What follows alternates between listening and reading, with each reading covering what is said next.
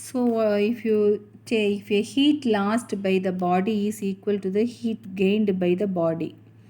So if two bodies are there, one hot body is there, one cold body is there, if one body will lose the heat, another body will absorb the heat. So in the isolated system, neither heat will not transfer here and there. If you see this flask, in the flask, the water is kept inside the flask. So there is no heat exchange from the flask to the surrounding and surrounding to the flask.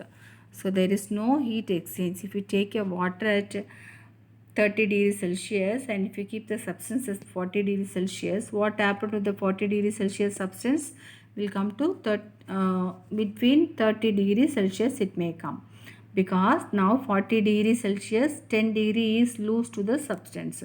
So there is a temperature difference between initial temperature and final temperature. There is no change in volume occur. So if it is a liquid mass, you know that this all this parameters is necessary for calculation. Either it may be liquid or solid. Mass will be there, specific heat capacity will be there, temperature will be there. Temperature initial and temperature final. Specific heat capacity of a substance will be constant. So value will be given, or we can calculate the value if another parameter is given. So this all the one are related to the problem. If you take a container, the container contain 30 degrees Celsius water. Inside the container there is a substance is given 40 degrees Celsius. Now what will be the temperature of the reaction mixture, that we can calculate it by using this formula.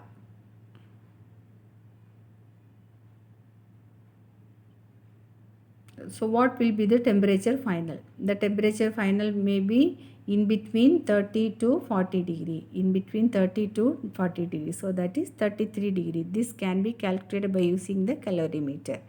The enthalpy can be calculated by using the calorimeter. So what will be the temperature of the ball? First temperature will be there and final temperature will be there.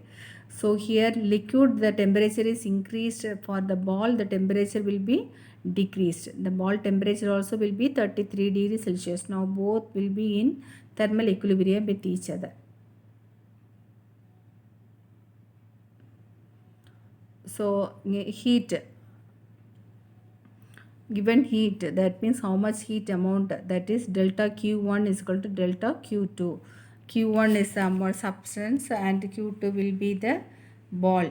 So two system is there, means two system temperature will be, heat will be remains.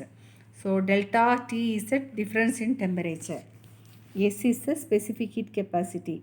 Specific heat capacity of that substance will be given.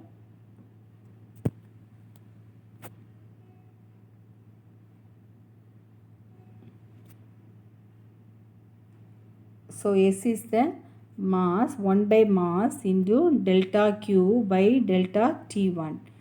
That is delta Q is equal to M into S into delta T. Heat energy. Q, delta Q is a heat energy, is equal to M into S into delta T. M means mass of any one substance. S is a specific heat capacity. Delta T is the change in temperature. In such a way for another body also.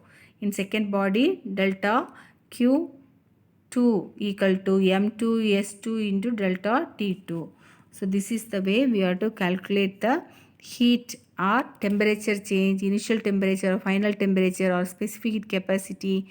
Any of the parameters can be calculated by using this formula. This is the final equations.